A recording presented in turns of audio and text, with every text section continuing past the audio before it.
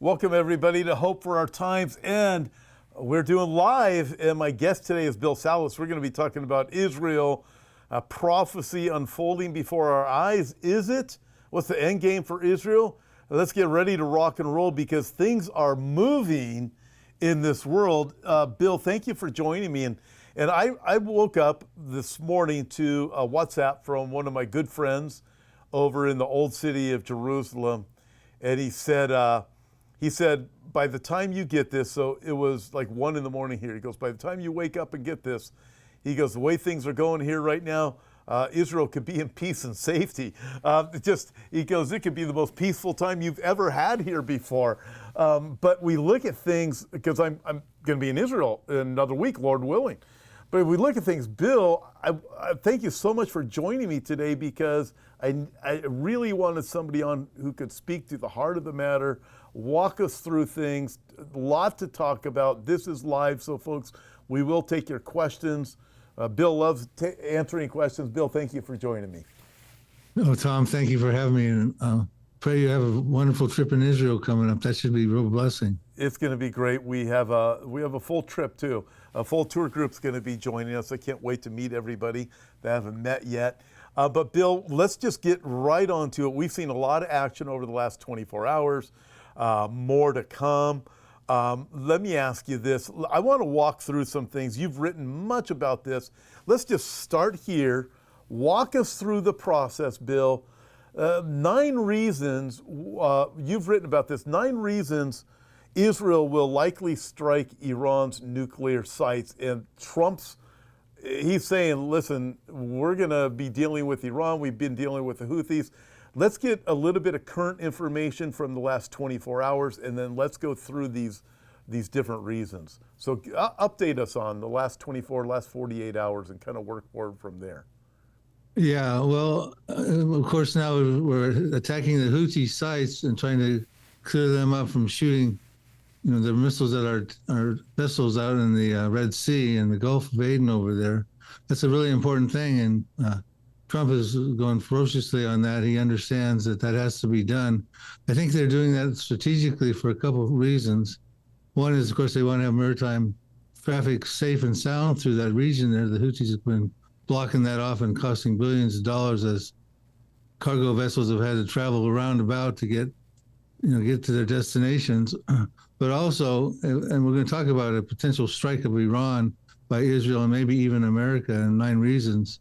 But also the threat that would happen if we do that is that Iran has said they would shut down the Strait of Hormuz, which is about a quarter of the world's oil still goes through that area there. It's only about 25 miles wide at its narrowest point. So if that was to happen, it's important that we have the Red Sea available for transport vessels to go through the Suez Canal, things like that. So I think Trump is looking at not only trying to stop the terrorists, the Houthi shooting in cargo vessels in the Mediterranean, but also preparing in case they shut down the Strait of Hormuz that they still have another avenue of transport. So we're watching that. Also, you have in Syria, they're fighting Hezbollah. There's clashes going on with Lebanon because Hezbollah they're being accused of killing some of the new Syrian regime soldiers. And now Trump is also looking at, and of course Israel has escalated up its Gaza campaign again. They've been bombing them today. And then also now talk about Syria, is Trump is looking at Syria, Sudan, and Somalia as a possible place for the Gazan refugees. So that's just to start off with what's just going on like today and yesterday. That's just a 24-hour period. I'm telling you, Bill, we've talked about this many times, but we've really lived in amazing days as we are watching things unfold. And today, you're looking at this. I know biblically Israel has to get to a place of peace and safety before certain other prophecies are going to be fulfilled. But we see Israel pushing. They've had victory after victory after they, I guess you could say, kind of regrouped or whatever after October 7, 2023. They've had a lot of success.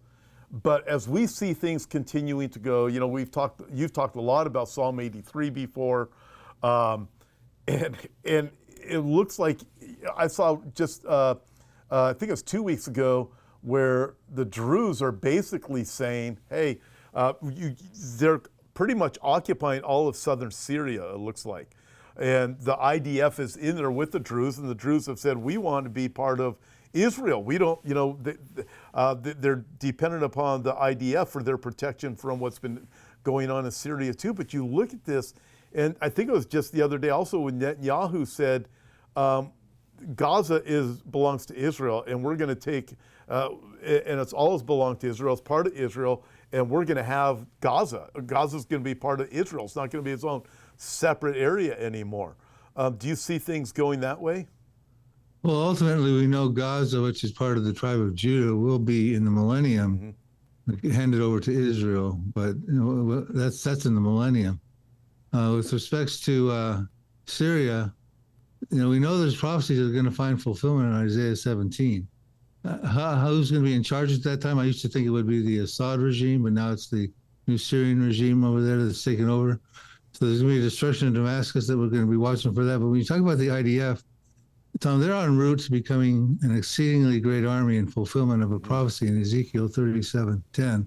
In fact, you and I did a really good documentary on that, the Pre-Tribulation Prophecies documentary, where we get into all the IDF wars with Lebanon and the Gaza and Syria and Jordan and even Egypt that are still forthcoming.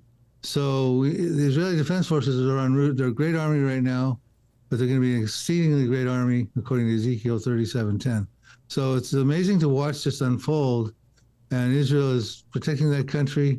And now Netanyahu's saying that if we're going to talk about getting hostages back, we're going to talk about it under fire, because they're not going to go back to a ceasefire scenario.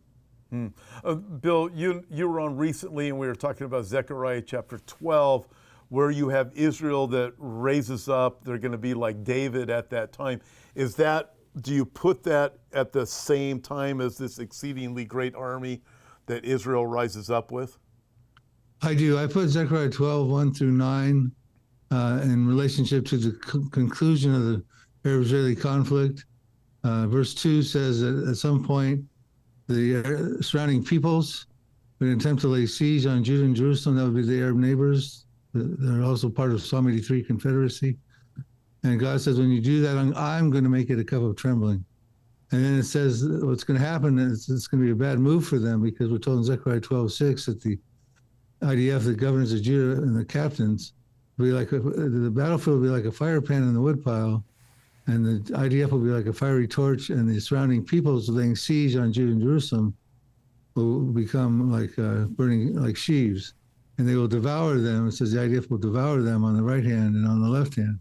So I do see that, and in that process, God's going to supernaturally intervene in Zechariah 12 verses 4. He's going to do some certain things there. It looks like he's going to confuse the soldiers. He's going to shut down the radar and guidance systems, as we try to put it in modern day vernacular, what Zechariah was saying. And then that's going to embolden the Israeli people in Jerusalem. And that's when I think you start to see the strength of those verses you talked about, the strength of David and things like that. And I think it concludes in verse 9, and then verse 10 in Zechariah 12 gets into the millennium, when Jesus says, return, and they're mourning for him whom they pierced, and that sort of thing. So I do put that there. Now, most of our colleagues put Zechariah 12 as part of Armageddon with Zechariah 14, and Revelation 19, and Revelation 16. But I've done an article on that, why Zechariah 12 is the war before Armageddon, and I think it's a pretty good arguments I put forward in that at prophecydepot.com. Yeah, well, what's interesting there in Zechariah chapter 12, I know we have a lot more to talk about, and we already have questions that are coming in, but in Zechariah chapter 12, clearly Israel raises up and they are fighting. But when Jesus comes back, it's Zechariah chapter 12, verse 10. It's when Israel cries out, Antichrist has started his great persecution against the Jews. And Daniel chapter 12 would fit in there also, where God says he will shatter the power of the holy people, which causes them to look and realize only Jesus is the one who can help them. I don't see where it's Israel that rises up to be their own savior during the tribulation period.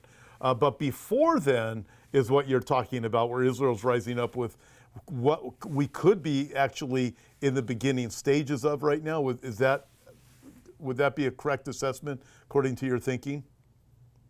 I believe so, because when you look at the role of the IDF, who's, like we said, they're in Bible prophecy to protect the nation. They're not fighting in the tribulation period, for one. First half of the tribulation, when you compartmentalize the tribulation, you have the first half 3.5 years, and the second half 3.5 years. First half, Israel's living in a condition of peace because the covenant of Daniel 9:27 has been confirmed. Now it's a pseudo peace because at the mid part of the tribulation, the Antichrist is going to go into the temple and desecrate it, set up his image. So they're not fighting in the first half. Matter of fact, they're complacent, and so much to the point that they can't even stop the Antichrist from going in and desecrating the temple. They're not going to fight in the second half of the tribulation because even Jesus warns them, when you see the abomination of desolation in the holy place spoken by Daniel, this is Matthew 24, verse 15, he says, flee to the mountains. That would be the mountains of southern Jordan, the Petra area. And so they're going to be fleeing, fighting for their lives, not fighting Arabs off around them like in Zechariah chapter 12. And they're not fighting the Arabs in the millennium either. So we have to put it before the tribulation, which we do in our documentary, Tom. So that's what we're watching here. They're going to fulfill numerous Bible prophecies. They're in Bible prophecy, and they're not doing anything in the tribulation along the lines of wars. So what we're watching right now is Bible prophecy unfolding. Ancient prophecies were coming off their parchments, and they're going to pound down on the pavement in the Middle East. Well, I'm telling you, Bill, we live in I mean, I say this every day now, but we really live in amazing days to see things unfold the way they are, even on a global scale, and how now all of the world's attention is on Trump too, Trump and Israel. And what's interesting is before Trump took office January 20th, what was implied was the Israel problem just needs to go away, that needs to be dealt with. The Ukraine-Russia problem needs to go away. But so much of the attention of Trump is required in this the Israel problem. And also in Zechariah chapter 12, the focus becomes Jerusalem itself as opposed to the greater Israel also. Isn't that the case?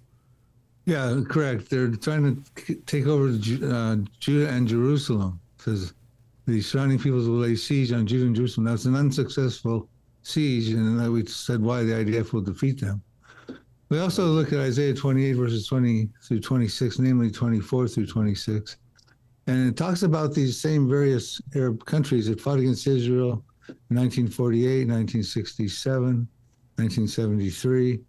Ezekiel is calling them a pricking briar and a painful thorn. And he goes on to say, look, Israel is supposed to be in the passage a safe dwelling, home building, vineyard planting nation, but they can't because of the pricking briar and painful thorn around them. And he says, I'm going to execute judgments upon them, then Israel can dwell safely again. And then when they can dwell safely, if they take out those Arabs around them, who are also in Psalm 83 and Zechariah 12, then they can dwell securely. They can tear down the walls, bars, and gates, and dwell safely, a peaceful people. And then you could have Ezekiel 38. And that I also believe is a pre-tribulation prophecy. So Psalm 83, Zechariah 12, and Ezekiel 28 come together. Then all of a sudden the painful thorn and pricking briar is gone. Then you can have Ezekiel 38, which is a really big deal because that's when God's going to make his holy name known in the midst of his people Israel. We're told in Ezekiel 39:7, I'll make my holy name known in the midst of my people Israel. They shall not profane my holy name anymore, and the nations shall know I'm the Lord, the Holy One in Israel. And that's coming, and that's a big deal at the end times. Russia, Turkey, and Iran have stronger relationships than ever, and they're the top three guys and countries in that coalition of Magog invaders. So, Tom, this whole thing is starting to sequence right now, and I think we're now going to start to see some fulfillment of biblical prophecies. Ultimately, too, getting into probably maybe even being triggered by Israel striking Iran's nuclear sites. Yeah. Okay, so we're going to get to nuclear sites in just a second. I got a couple of comments, though, where you said Ezekiel 30 is pre-tribulation prophecy, you believe. Just want for clarification for everybody viewing, Bill didn't say necessarily before the rapture, so it's understanding that, but pre-tribulation is before the 7-year tribulation actually kicks off, correct? Correct. Yeah, because people hear pre-tribulation, they automatically just go to rapture and things like that. All right, so with this, We're going to get over to Iran in a second, but I still got this question came from Lori Saunders. She said, Bill, do you think if these countries like Somalia and Sudan, etc., take Gazan refugees, that they could be part of the coalition forces of Ezekiel 38? Then she says maybe it has to happen this way. You have any thoughts on that?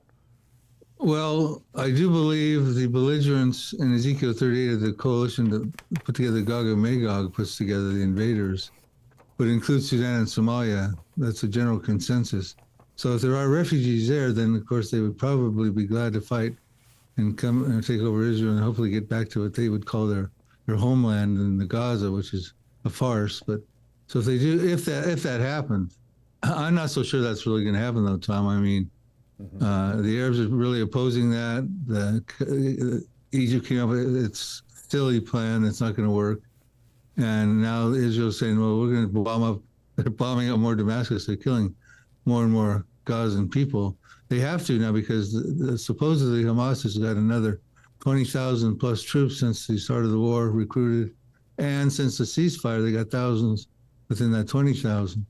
But Israel has no choice. They've got to, and now they're talking about doing another ground invasion inside of the Gaza. So this is a mess. I just don't see that that they're going to be exiting. They're going to, in the next hour, they'll probably have to exit, but whether they're going to make it to Syria, Somalia, and Sudan, I just don't know that. Yeah, great helping us to understand that. Again, I got to get to these 9 reasons, but you keep drawing my mind to different things. So it's your fault, Bill, I haven't gotten to them yet. All right, so we look at Gaza, the situation there. We start looking at Syria and Damascus. We have the Al-Jalani people that are there now. What do you think is the main driving force, especially as we look at now with Al-Assad is gone, the main driving force why Israel, Isaiah chapter... Tom, we got disconnected. Are you there? You're okay. Yep, you're okay. You're on. So everybody can still see you and hear you.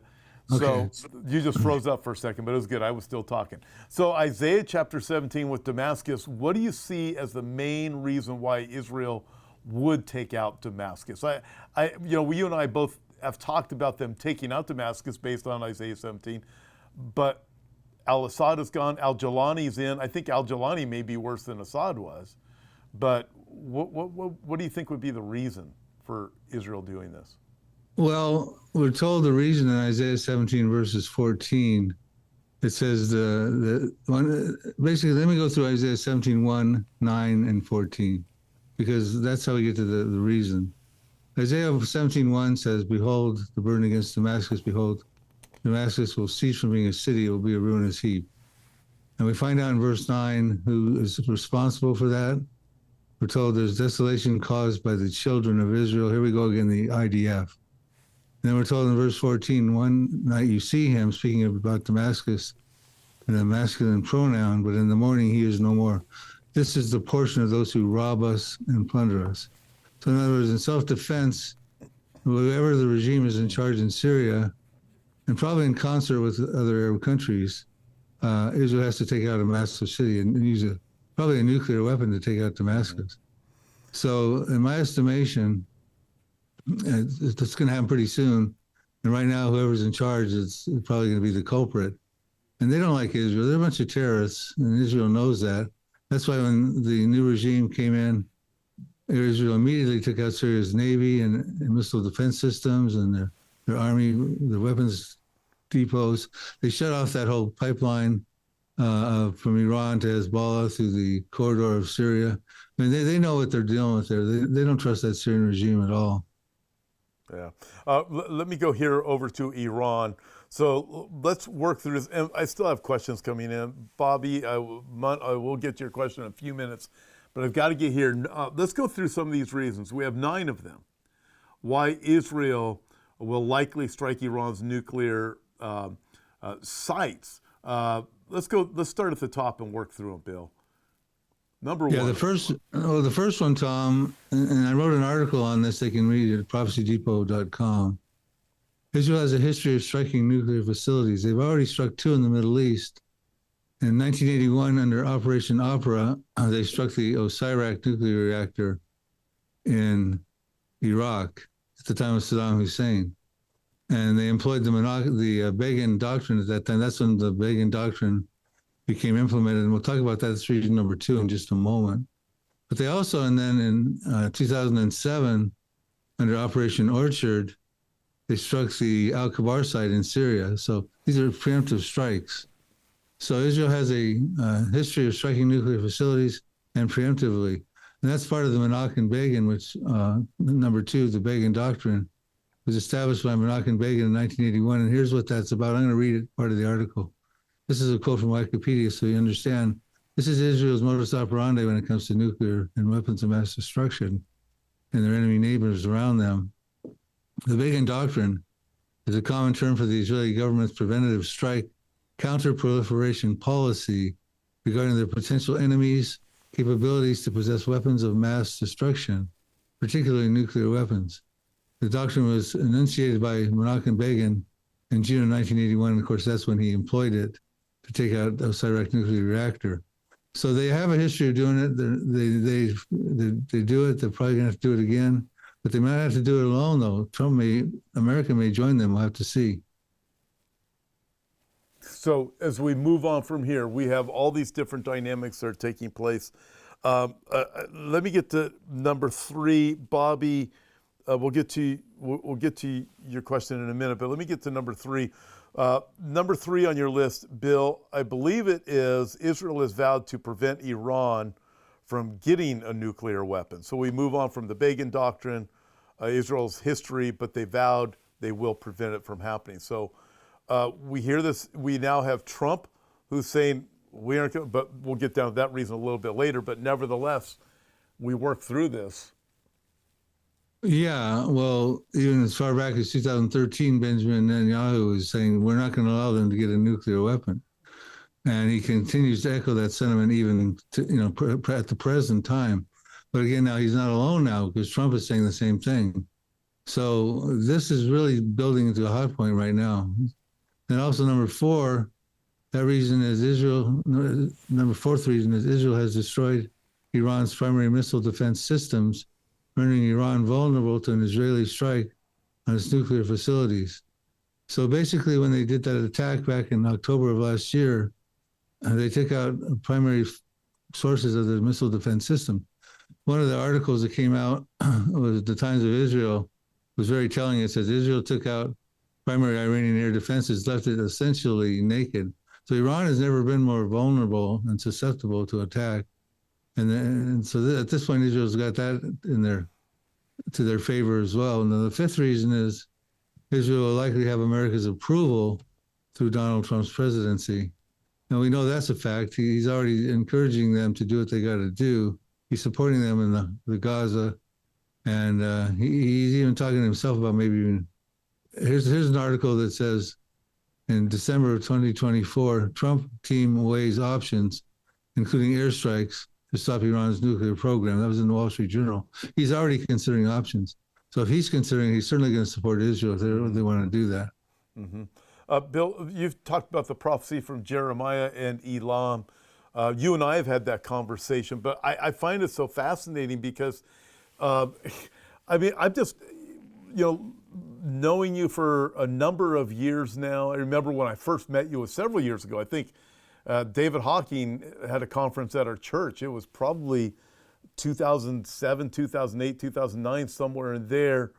And that was when I first met you. And, you're a prolific writer and thinker. And as we look at these things you've written about and you've talked about, and we watch what's going on with Israel and the attention that it has in all these different wars and rumors of wars, especially around the nation of Israel, what Israel's dealing with. And then I look at this prophecy from Jeremiah. You and I have had that conversation before, but can you help our viewers who might not be familiar with it? Some probably are, but need to hear it again. How does that work with Jeremiah? Yeah, because that's actually the 9th reason. A strike may actually have been foretold by Jeremiah in chapter 49, verses 34 through 39. There's an image, if you guys can get it, you might have in your studio there that I gave to your engineer there. Okay, the map of Iran. Yeah. Yep, that's it. With has Datan Ishfan. Shiraz, the nuclear power plant. You have Elam on there. Yes, we have it up. Yeah. Okay, so that area there, Jeremiah wrote in 596 BC, he wrote about Elam, and that's on a modern day map you see there. That's the southern western side of Iran. It hugs the Persian Gulf. It's separated from Persia. Ezekiel, his contemporary, wrote about it 2 decades later after this prophecy. Ezekiel 38, he wrote about Persia, and that'll be part of the Magog invaders. So they both talked about end times prophecies. Both of them say in the latter days, but Jeremiah singled in on the Elam territory. Now, the Elam territory right there is a strategic target for Israel for a couple of reasons. One is that's where a lot of the underground missile silos, probably their underground airport, their missile cities, the portable rocket launchers, they're all right there at the closest point in Iran to get to Israel. And Israel has to go through that area to get to the other nuclear facilities, like in Fordow and places like that. Additionally, there's strategic targets there. Isfahan is in Elam. That's Iran's largest nuclear research facility. Natanz is just close by there too, and it's Iran's primary enrichment facility. Bushehr is one of Iran's nuclear reactors. You see it on the image there. Mm-hmm. And that's a nuclear disaster waiting to happen. And Shiraz is there also, Iran's special weapons and missile development facility.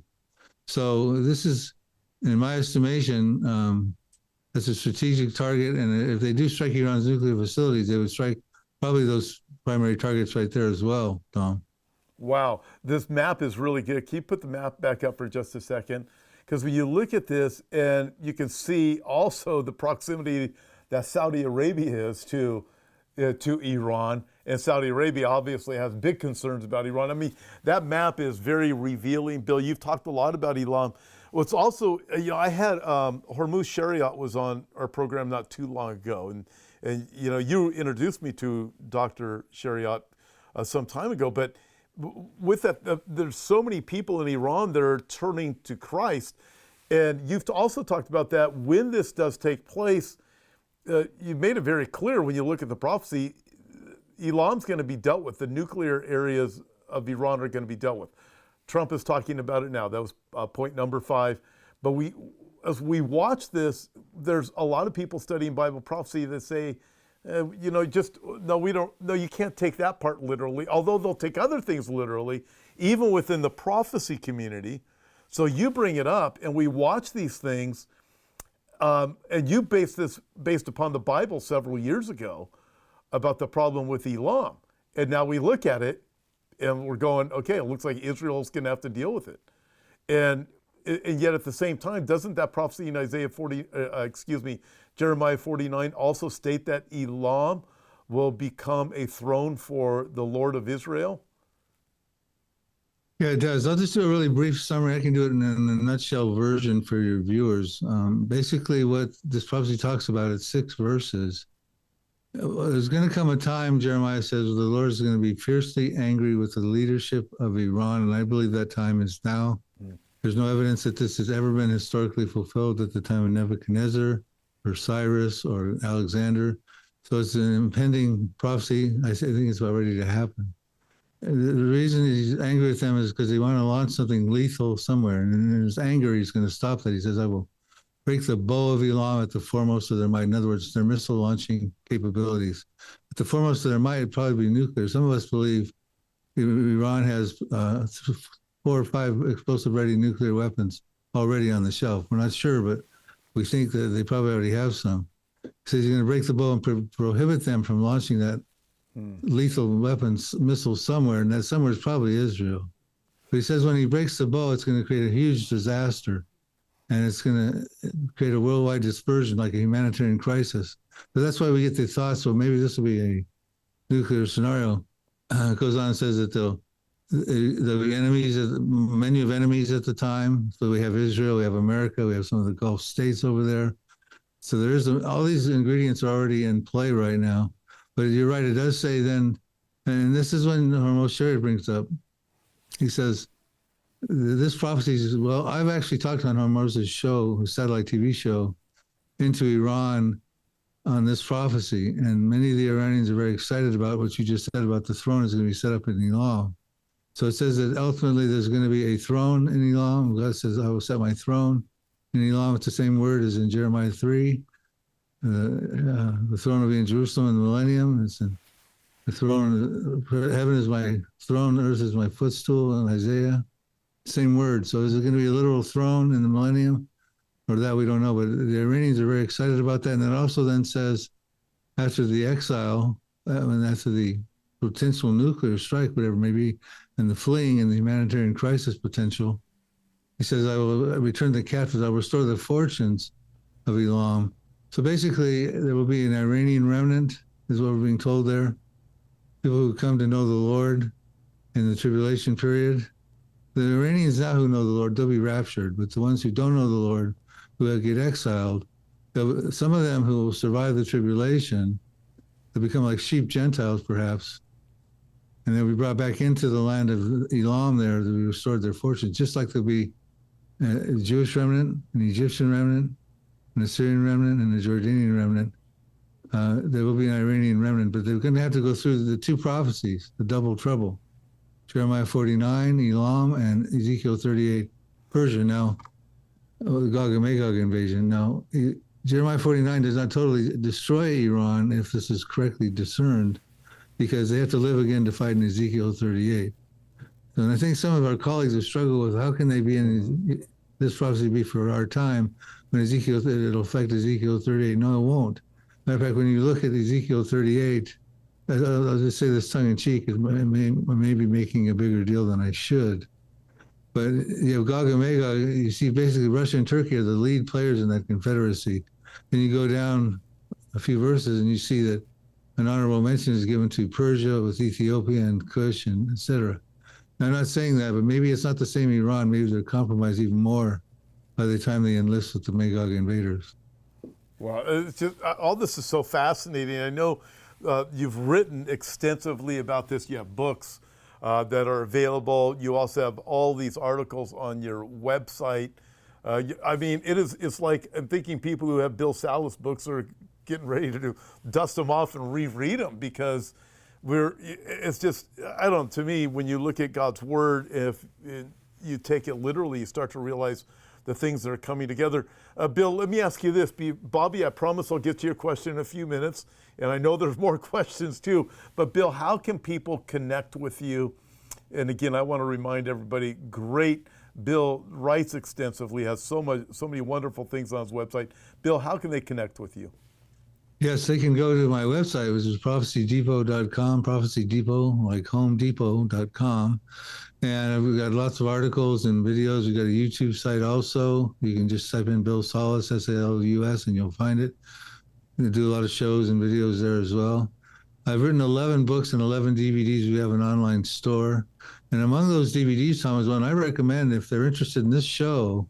It's one you and I did together. It was very well put together, the prophetic documentary called The Pre-Tribulation Prophecies. Both you and I have it at our stores. Yeah. But they really need to get their hands on that. It's very, very exhaustive. Absolutely. We have some of Bill's books in that DVD in our store and also in Bill's store.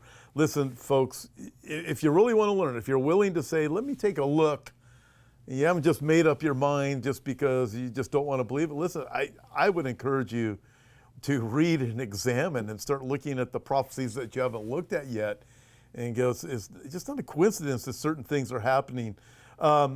Again, Bobby, I'll get to your question in a minute, but I want to ask Bill this while I'm still thinking about it. In Isaiah chapter 19, we read about Egypt and Assyria turning to the Lord of Israel. What area, and it says it teaches because of their oppressors. So, and we can think of the oppressive regimes that are throughout much of the Muslim world, but they turn to the Lord of the Jews, the God of Israel. In that, what area would Assyria encompass that, to your understanding of Isaiah chapter 19? We can get Egypt, that's pretty easy to figure out, but what area would Assyria encompass? Well, Assyria, geographically, at the time, 3,000 years ago, before Isaiah, in Psalm 83, Asaph included Assyria in Psalm 83, and that would have been encompassed back then northern Iraq and northern Syria of today. But then again, as the Syrian Empire conquered Damascus, the ancient Iraq area, in 732 BC, so then all of a sudden Syria, modern-day Syria, and parts of northern Iraq would include Assyria probably in the millennium, would be my guess. But Isaiah 19, Tom, the first 18 verses are very telling, and I think they're going to find fulfillment very soon, because it talks about the Lord's going to fly in on a swift cloud, Isaiah 19:1, the burden against Egypt, and then this huge judgment starts to happen to Egypt. The whole country goes down, the economy goes in the tank, the fishing industry, the streams of the Nile dry up, fishing industry, textile industry, everything goes down. This is not found fulfillment yet. We started to see shades. It says, brother will come against brother, neighbor against neighbor, city against city, kingdom against kingdom, going from civil strife into a regional conflict. And we don't know why until we get to verse 16. Why is this happening to Egypt? It says they'll be given a fierce ruler who will rule over them. Well, they've got one right now. And Sisi, who's a brutal dictator and military, they called him the butcher there for a while when he was killing all those people after the protest. But I'm not sure that's him that it's referring to, but it could be. But it goes on to say, why is this happening? In that day, it says in verse 16 that Egypt will be fearful like a woman in labor because of terror in Judah. And Judah, of course, that Gaza's in Judah, tribal territory, but we know Judah's in southern Israel. And then it goes on to say, and in that day, 5 cities will speak the language of Canaan. That's verse 18, which is Hebrew. In other words, in one of those cities will be called the city of destruction. So even though Israel has a fragile peace treaty with Egypt right now, as they do with Jordan, those are going to be voided out pretty soon. In my estimation, I'm also watching Isaiah 19, verses 1 through 18 very closely right now, Tom, because Egypt now is not going to allow Trump to move Gazans down into Egypt territory. Neither is Jordan. And if they're threatening to tear up their peace treaties because of that, and they come up with their alternative plan, which is a joke, just keeps the Gazans boxed in as the human shields for Egypt per se, as their pawns in this Middle East conflict. But they're going to be terrorized by Judah probably in the very near future. And by the way, Egypt has been amassing troops and tanks and equipment down by the Sinai in violation of that peace accord. So why do you think Egypt is doing that with the tanks and down by the Sinai? Well, I think they're doing it to flex their muscles to show them that you can't have the Gazans coming down here. We're not part of the exit strategy. But they also ultimately can easily turn that into a war mindset, especially now that Israel's taking Gaza to task again right now. I knew it was going to happen. The ceasefire was going to end, and they didn't get rid of the Hamas. They got to eradicate the Hamas. That's one of the three goals: get rid of them, and so they can never have this terrorism in the Gaza area ever again. Man, Bill, I have about 100 more questions I want to ask you. We had talked just a few days ago about doing a different program, but everything's just, we're looking at this. I have so many things. When I look at the area of Judea and Samaria, you still have a problem with these radical elements that are inside the walls of Israel in Judea and Samaria. You have that problem. Do you have any thoughts on how Israel can deal with that?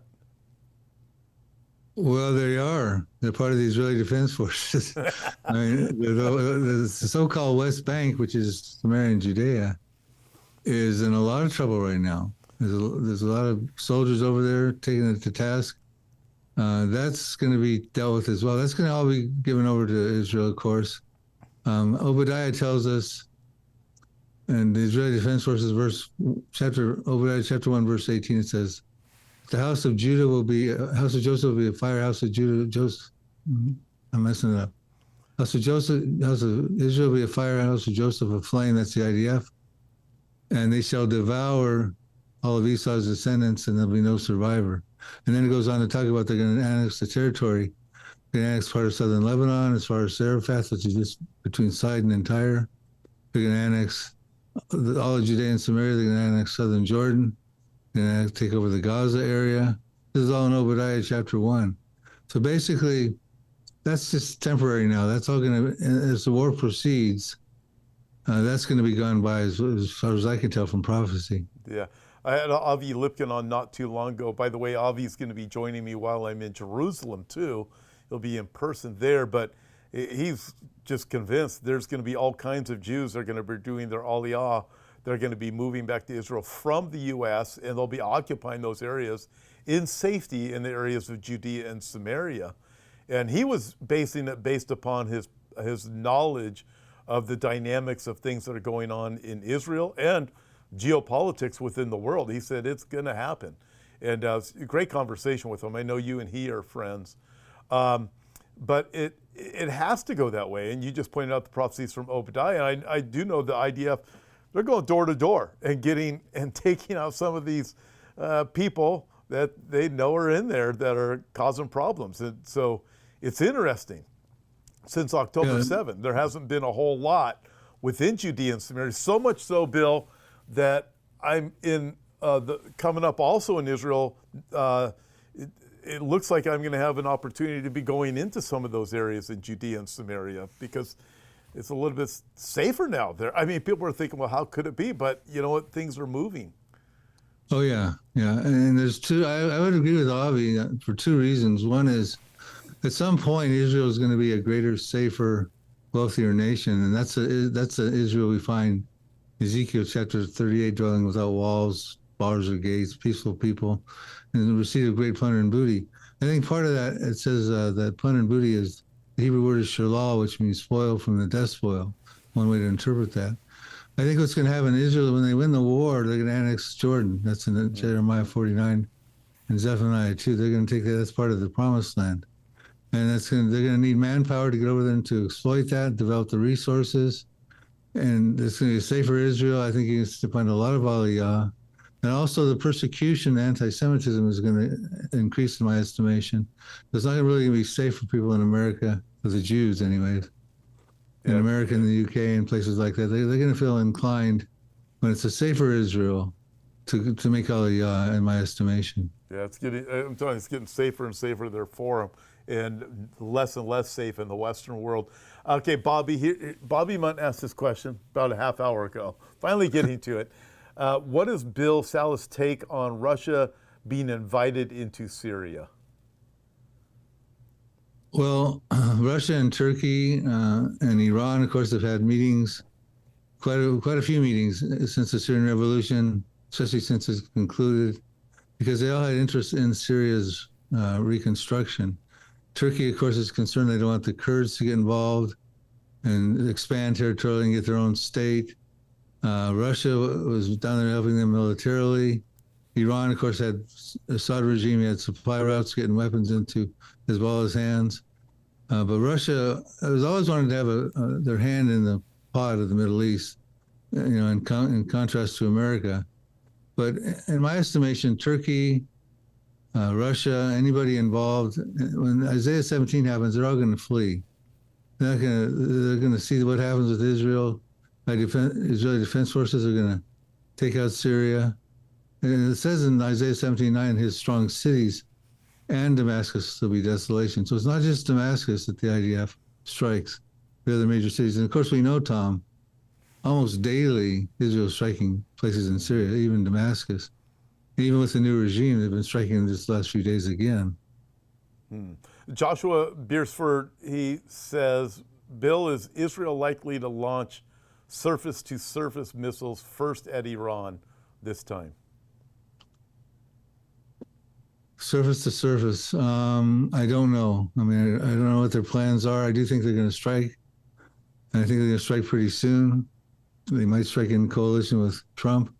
Again, I said at the early part of the show, I think one of the reasons Trump's taking out the Houthis' capabilities to block off the Red Sea and the Gulf of Aden is because they're going to make sure that if the Strait of Hormuz gets shut down, there's still another avenue to get that oil from the Gulf states out to markets to the other side of Saudi Arabia on the west side. But I'm not sure if they will. I do think they're going to use Seder. I'm not sure if it's the same right. Sea missiles, shoot missiles from the sea into Damascus from their submarines out there. Because I think in Jeremiah 49 verses 23 through 27, we see it says there's trouble on the sea dealing with the burden of Damascus. And Damascus is like a woman's seed filled with fear. And there's trouble on the sea. And then it goes on and talks about Hamath and Arpad, are troubled. That would be Aleppo and Homs and Hama area, ancient cities, and then it talks about Damascus will be destroyed in that prophecy as well. So I do think they're going to use sea missiles shooting from their submarines into Damascus, but I don't know if they can do that or surface missiles into Iran. Bill, it was a great time with you today. Pookie has a question. Pookie, I'm not going to be able to get to it because I've got to wrap up. There's like 100 more questions. We didn't get to all of your 9 points either, Bill, but I can tell you it's just been an absolutely terrific time with you on today. I can't wait to have you back on. I can't wait to come out and have dinner with you, which I'll do soon enough. But Bill's really just a fabulous program today. Thank you so much for joining me. And everybody, you can go to Bill's website, Prophecy Depot. You can go there. You can get all of his articles. You can get the rest of the 9 points that he makes regarding Iran and Israel and what is going on. And also, just a reminder, as Bill had pointed out, Jeremiah chapter 49, where Israel's going to break the bow, or somebody's going to break the bow of Elam. And so seems to imply, as Bill mentioned, that Iran's not going to be able to get their nukes launched, which would lead me to believe, like you said, Bill, something's going to happen soon there with that. But everything is leading also at the same time as my friend from Jerusalem WhatsApped me early this morning. By the time you get here, it looks like Israel may be dwelling in peace and safety. But man, Bill, it was just great connecting those scriptures today. It was just fabulous. I'm pretty sure people are going to be pulling out their Bill Salus books again or getting them, just reading up and saying, I gotta figure this stuff out because this is truly incredible. Thanks, Tom. I appreciate being on your program. Have a safe trip in Israel. I look forward to. God is the keeper of Israel. He never slumbers or sleeps. We're going to have a great time. For all of you who are joining us, looking forward to meeting you over in the Holy Land, knowing it's a place that God keeps. And you'll be able to see these things that Bill's talking about, some of the areas. It's going to be great. God bless you, everybody. Thank you for joining us. Again, Bill, really good to see you. Look forward to coming out and having dinner with you soon, too. And see you, everyone.